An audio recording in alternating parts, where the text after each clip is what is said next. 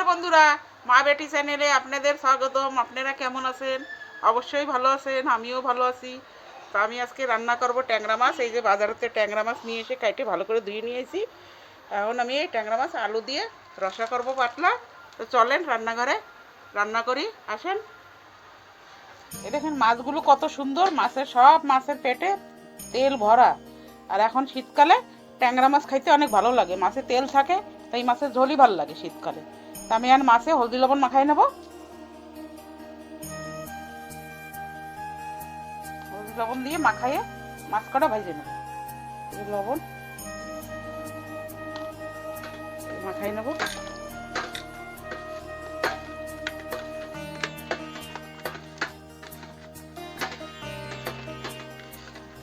এই যে আমার মাছ কটা ভালো করে হলদি লবণ মাখানো হয়ে গেছে।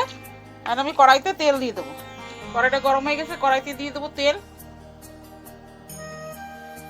এই তেলটা গরম হয়ে গেছে, এখন আমি মাছ কটা ভেজে নেবো।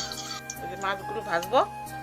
মাছ বেশি কড়ক ভাজবো না, ট্যাংরা মাছ বেশি কড়ক ভাজলে ভালো লাগে না, হালকা ভেজে নেবো।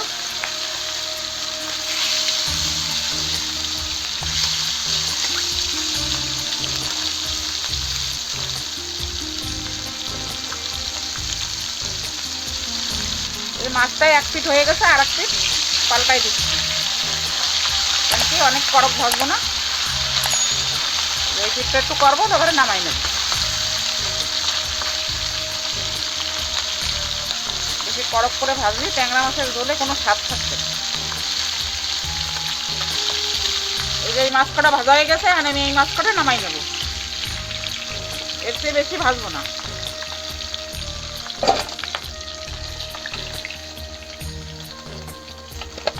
এই যে আমার সব মাছ কটা ভাজা হয়ে গেছে, এই যে আমি নামাই নিচ্ছি। সব মাছ কটা ভাজিয়ে নিচ্ছি। এই তেলের ভিতরে দিয়ে দেবো একটা তেজপাতা আর গোটা জিরা।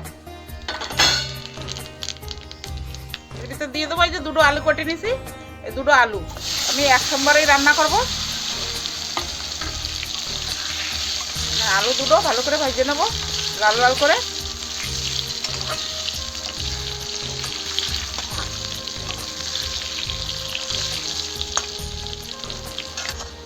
এই যে আমার আলুটা ভালো করে লাল লাল ভাজা হয়ে গেছে, আমি এর ভিতর দিয়ে দেবো এখন 2 চামচ আদা জিরে বাটা। এই যে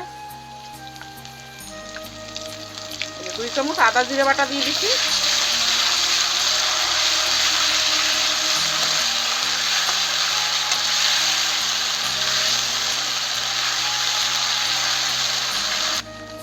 এই যে আমার আদা জিরে বাটাটা ভালো করে ভাজা হয়ে গেছে, এখন দিয়ে দেবো আমি 1 চামচ এই যে লবণ স্বাদ অনুসারে, আর দিয়ে দেবো হলদি 1 চামচ,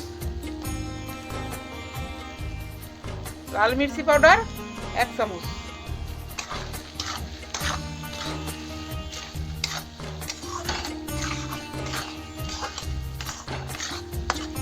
বেশি কষাবো না, মাছের ঝোলটা মশলাটা বেশি কষানো লাগে না। হয়ে গেছে আমার এই যে কষানো ভালো করে, এখন আমি এতে জল দিয়ে দেবো। এই যে আমার কষানো হয়ে গেছে, আমি এখন এতে জল দিয়ে দেবো। এই যে জল দিয়ে দিচ্ছি।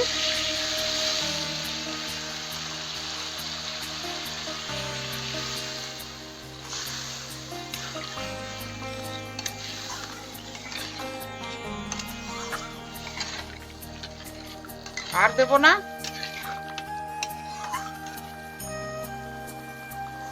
এই যে আমার ঝোলটা ভালো করে ফুটে গেছে, এখন আমি এই ভাজা মাছ কটা সব দিয়ে দেবো। এই যে ট্যাংরা মাছ কটা সব দিয়ে দেবে। ট্যাংরা মাছ দিয়ে বেশি না, অল্পটুই ফুটাবো 5 মিনিটের মতন, বেশি ফুটাবো না।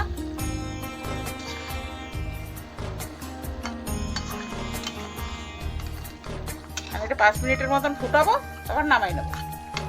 হয়ে গেছে আমার মাছের ঝোল। এবার মাছের ঝোলটা হয়ে গেছে, আমি এখন এতে ধনেপাতা দিয়ে নামাই দেবো। একটু ধনেপাতা দিলে খাইতে ভালো লাগে।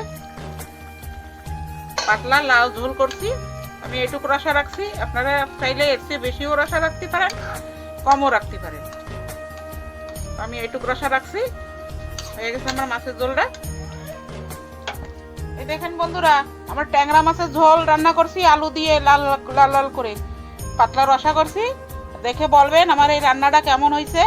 আপনাকে যদি রান্নাটা ভালো লাগে কমেন্ট করবেন, লাইক করবেন, শেয়ার করবেন, সাবস্ক্রাইব করবেন। এরকম পাশে থাকবেন, ভালো থাকবেন, সুস্থ থাকবেন। আর আমি এখানে ভিডিওটা সমাপ্ত করছি।